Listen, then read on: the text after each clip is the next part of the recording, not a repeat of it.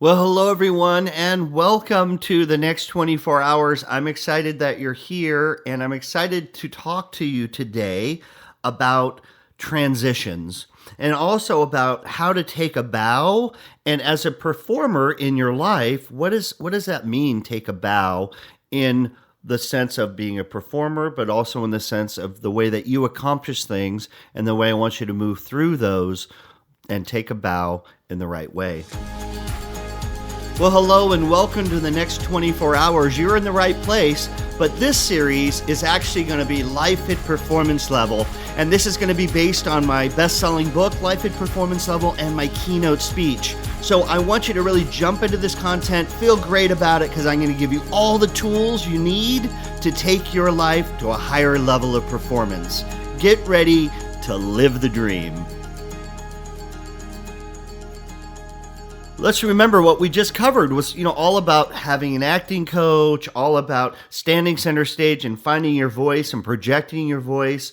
Also, what it means to do your own stunts. And I want you to think of those things as we go into the content today, because when we talk about doing your own stunts, that means you can't have somebody else run a mile for you.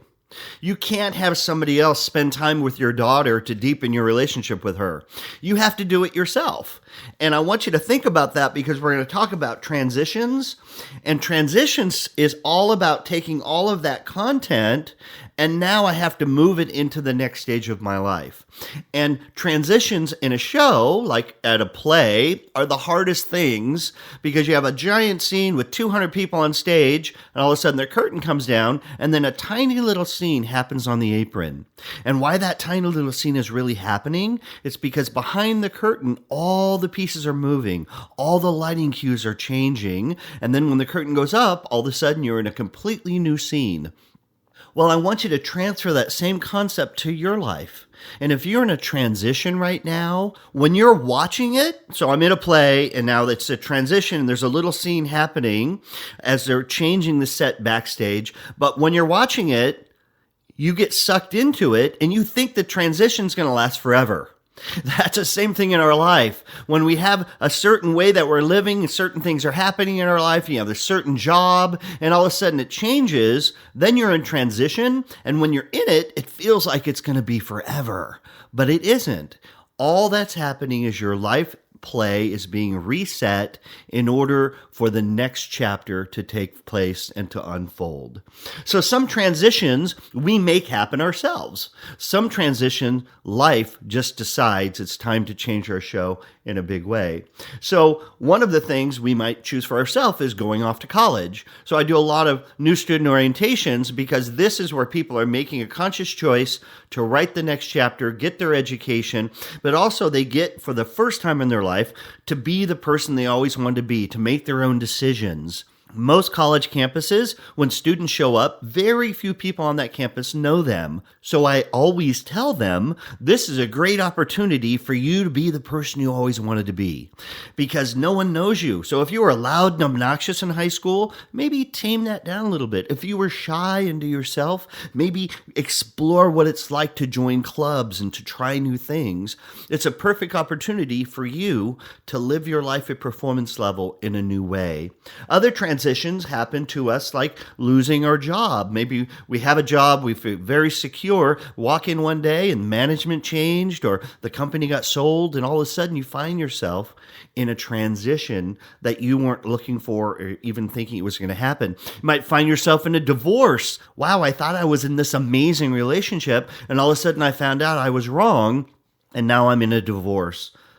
Maybe I lose someone. Maybe I had a life partner I thought I was going to spend the next 50 years with, and all of a sudden that person passed away due to whatever that is, and I find myself in a brand new show I didn't even want to be in. All of these transitions happen, and I want to remind you that these transitions don't last forever. The day will come where the big curtain goes back up, and you'll be standing center stage surrounded by people that you put there that are whole and healthy, and the set that you design, that you love, and you'll be playing your perfect part. So give it time and don't rush the transition. Also, I want to just say that, remember, Every morning you wake up, the curtain goes up on your life, and you can take the time to reread old scripts and talk about what happened in your past, or you can project forward and think about what it is you want to do next in your life and what work are you willing to do in order to make that happen. So I have had lots of transitions in my life, starting from when I was a child. I may have mentioned in the past, you may have heard this, but I moved 27 times as a child. I have dyslexia, so I was in a new school all these different times in my life, and every single time I was in special ed. So I had lots of transitions. I had to learn how to make friends really quickly. I had to learn what that school's law and order and the way that they did things and the ins and outs of where the classes were and what the teachers were like. I had to do that over and over and over in my life, but it didn't stop there. You see, I was a performer and I worked at amusement parks, and then I got the call from my agent that, Curtis, we booked you on a cruise ship and you leave this Sunday. And this was like on Tuesday. And I'd never been on a cruise ship. I've never even been on a cruise ship, let alone performing on a cruise ship before. I knew really nothing about it. So I'll never forget when I finally got the information of exactly what I needed to have prepared to be on the cruise ship and to be a performer. So I got on the ship. I remember the first night. I didn't know anyone. I was in a brand new place. I'd never been before. I'm feeling a little queasy because the ship's rocking back and forth, and I'm sitting on my bed in my tiny little cabin with all the sheet music from all the different skits that I'm going to do with 2 hours of material, and I felt so alone and so scared because I'd never done it before. And I knew that if I did really well, that the cruise ship would extend my contract. So I could be on for 3 months and then do 3 more months and then maybe a 6-month contract. And that would be really, really great for me in my career. But I had to really perform on stage with lighting and live music, which I never had done to that extent before. So that for me was a huge transition, a moment in my life that I said, I'm going to do it and I'm not going to sleep until this material is rock solid. And I went on the ship and I performed and I took some feedback from the cruise director and I changed some things. And after 3 months, they did extend my contract. And actually, I brought my best friend on that was also a mime and a performer. And Robert and I ended up performing, and I worked total for about 2 years on cruise ships. But if I was so petrified and they said 2 hours of material and I said, I don't have that, I would have never traveled the world like I did on cruise ships and met thousands of amazing people and had hundreds and hundreds of life-changing experiences because I took that transition and I took on the challenge and said, what do I have to lose? I went for it. After working on the cruise ship, that's where I met my wife. Elle was on the cruise ship as a singer and a dancer and a performer. I fell madly in love with her, and she lived in this place called Xenia, Ohio. And this was another transition for me. I worked on cruise ships. I'm from LA. I went back to LA and came to visit her in Ohio, realized this is definitely, she's the one, I want to get married, this is it. Went back to LA, got my stuff in a box, jumped on a Greyhound bus, and I moved literally everything I had to Xenia, Ohio. And again, I found myself in a place that was very different from LA, surrounded with a bunch of strangers other than my fiance, and it was another huge transition. And it's funny because one transition oftentimes will lead to another transition. So the transition was moving from cruise ships, moving from LA to Xenia, Ohio. And that transition of not knowing anyone and working hard and figuring it out, that led to the Muse Machine. And the Muse Machine led me, by doing performances in the schools, to being a speaker. So one transition led to another transition. And I want you to think about that in your life. When was the last time you felt uncomfortable because you were around people you didn't know? You were in a place you'd never been before. Do that more, and your life will take you on a journey like no other. Let's just say the curtain goes up on your new life. You've done all the things we've been talking about. You cast your show wisely. You're leaning into the transitions. You're doing your own stunts. You're being the director of your life. Woohoo! Man, you feel good about yourself. I want to make it clear, as a performer, I've been lucky enough to do a good show and to have people stand up and give me a standing ovation. And I've taken a bow for all the work I've done. And then I walked off stage and forgot about it. That's what I want you to understand. Every night you go to bed, I want you to think about the day you put in your life show that day, and I want you to feel really good about it. And when you close your eyes, I want you to take a bow in your own mind. Wow, I really gave my all today. But realize, just like a performer, you're in one room and you're on a stage and you get a standing ovation. And the next day or 2 days later, when you go and do your performance, nobody cares about that last performance.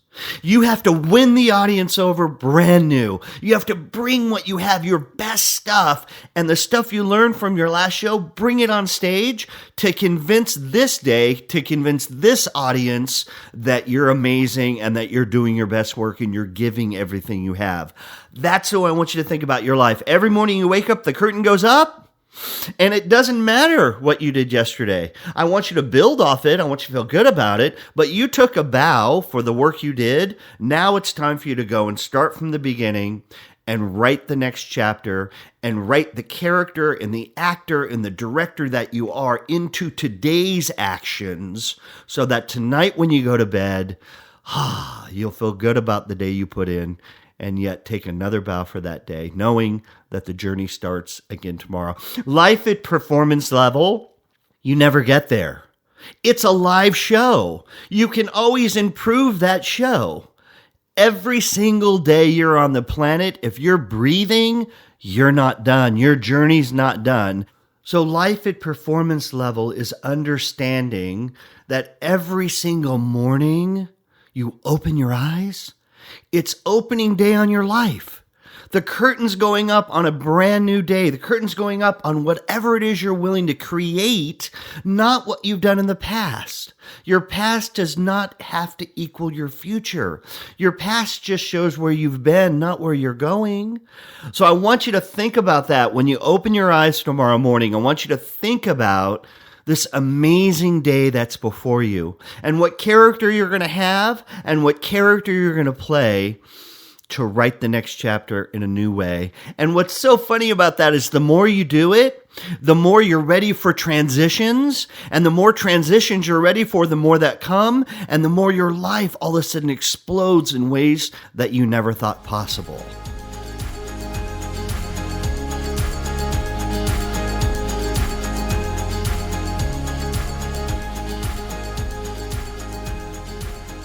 All right, here we go. My favorite part of this podcast, the 24-hour challenge. What are you going to do in the next 24 hours to actually actualize the information you just heard? How are you going to bring it to life in your life stage? This is going to be a really simple one. We already talked a little bit about it, but when you go to bed tonight, when you close your eyes, I want you to see a giant stage with thousands of people that are your raging fans, thousands of people that are watching your show.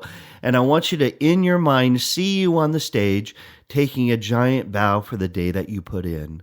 And feel really good about the person you are and the character and the love that you showed and the conversations and the extra mile you went for someone. See that in your mind and feel really good about it. And then have a beautiful night's sleep. And in the morning, I want you to remember when you wake and you open your eyes, what a gift you get today. How wonderful it is that you get another day with your whole body and your whole mind and your whole spirit, and you get to go and impact the world and live your dream by helping others live their dream. That's the 24-hour challenge. Don't forget it. Do it. And keep living the dream.